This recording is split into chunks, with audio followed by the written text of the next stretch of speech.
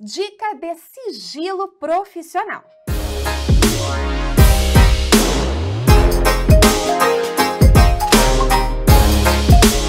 Nessa dica de sigilo profissional, a gente precisa lembrar um pouquinho, não é? O que o Código de Ética, o que o Estatuto traz pra gente. Pois bem, quando a gente fala de sigilo profissional, você deve lembrar que o sigilo profissional ele é ali estabelecido na relação entre advogado e cliente. Ou seja, eu como sua advogada, eu devo ter, que resguardar todas as informações que você me deu, que você me trouxe na condição de meu cliente. Então, o advogado, ele tem que manter sigilo sobre todas as informações que ele obtiver no exercício da sua profissão. E aí você poderia me questionar o seguinte, mas Priscila, só na condição de advogado? E se eu não estiver na condição de advogado, eu estiver na condição de um conciliador, de um árbitro, ou até mesmo uma função desempenhada na própria OAB enquanto órgão? Nessas situações, eu também tenho obrigação de guardar o sigilo? Sim, o sigilo profissional, ele é um dever. Ele é um dever do advogado para com a parte, para com o cliente. Ou até mesmo por aquela informação que ele obteve no exercício da sua profissão ali. E aqui, a gente tem que trazer uma outra informação bem importante. Quando eu falo em sigilo, algo tem que ficar muito claro para vocês. Qual é o tempo desse sigilo? Por quanto tempo eu, advogada, tenho que guardar sigilo daquela informação? Para todo sempre. Não existe um prazo de por quanto tempo esse sigilo deve existir. Esse sigilo ele deve existir para sempre. Ou seja, não existe prazo, eu até sempre brinco, é ad eterno, não é verdade? Pois bem, por esse motivo que sempre falamos que o sigilo ele é de ordem pública, ok? Independe de solicitação de reserva. Então, o cliente ele não precisa chegar até mim, não é? Bater na minha porta. Priscila, tudo bem? Olha, vim aqui só para te avisar. Gostaria que você não falasse nada, nadinha do que você sabe. Não, o cliente não precisa. O cliente não precisa me solicitar, não é? Nem formalmente, nem por qualquer meio. É um dever meu, como advogado, guardar o sigilo. E isso independe de solicitação de reserva. Esse é o termo utilizado lá pelo nosso código. Então, o sigilo profissional, pode marcar aí, ele é de ordem pública e independe de solicitação de reserva. Agora, Priscila, vamos supor que eu seja uma pessoa tagarela. Gosto de falar, não resisto a uma informação. Eu tenho uma informação, eu preciso contar para a família, eu preciso contar para os amigos, eu preciso divulgar isso. Nesta situação, quando o sigilo profissional for violado, não é? Ele for quebrado, sem um justo motivo, sem uma justa causa, nesta hipótese, o advogado poderá ser apenado.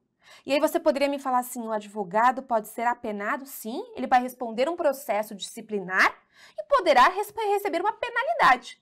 Qual é a penalidade para o advogado que quebra o sigilo profissional sem qualquer justificativa ou sem qualquer razão prevista na legislação que autorize a quebra daquele sigilo? Censura. Então, o advogado ele poderá ser censurado através de um processo disciplinar, não é? Quando ele quebrar o sigilo profissional, sem motivo para tanto. E aí, neste ponto, você também poderia me questionar. Mas, Priscila, você está falando que sem motivo para tanto. Isso quer dizer, então, que existem algumas situações que autorizam legalmente a quebra do sigilo profissional? Perfeito, é isso. Existem algumas situações que legalmente autorizam a quebra do sigilo profissional. Que situações que são essas que relativizam o sigilo, né? Que até então falamos aqui que ele é de ordem pública, não é? Independe de solicitação de reserva, é um direito e um dever do advogado guardar o sigilo. Pois bem, o sigilo poderá ser quebrado quando estivermos falando em uma situação de grave ameaça ao direito à vida, grave ameaça ao direito à vida, e quando estivermos falando em defesa própria. Vamos exemplificar para você visualizar isso? Grave ameaça ao direito à vida. Pensa comigo.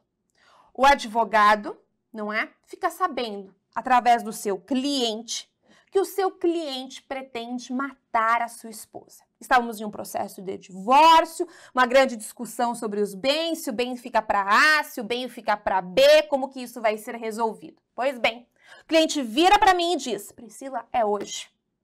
Hoje irei acabar com a vida daquela mulher. Eu falo, para que isso? Para que isso? Não vamos levar as coisas para este lado, não precisamos ter sangue nessa história, não é verdade? Mas Priscila, isso é uma aula de ética, não é? Ou isso aqui é uma aula de penal, isso aqui é uma dica de ética profissional, e em ética profissional também temos sangue. Pois bem, em caso de grave ameaça ao direito à vida, nesta hipótese, não é? Vem aqui comigo. Nesta hipótese, teremos que o advogado poderá quebrar o sigilo profissional. Preservando o que neste caso? A vida. Agora, quando falamos envolver defesa própria, não é? Quando envolver defesa própria, é quando, por exemplo, o cliente, não é, falar: matei minha esposa, realmente matei, mulher cansativa, mulher que me traz muito problema, matei, mas só matei porque a Priscila falou que era a melhor alternativa para dividir os bens ali. Priscila falou que naquele divórcio, a única alternativa que me restava era acabar com a vida da minha esposa. Foi o que eu fiz. Acabei. Resolvi o problema, mas a Priscila que me instruiu. A Priscila que me aconselhou, me acompanhou, foi ela. Eu falo: negativo, eu vou lá me defender. Aí eu quebro o sigilo e conto tudo o que aconteceu. O que ele me disse, por que ele pretendia matá-la. Eu vou lá e relato tudo. Estou quebrando o sigilo profissional? Estou. Mas estou quebrando o sigilo profissional em razão de defesa própria. Então, por defesa própria, ou ameaça ao direito à vida, o sigilo profissional se torna relativizado. Ele pode ser quebrado para justificar essas duas situações aqui. Tudo bem?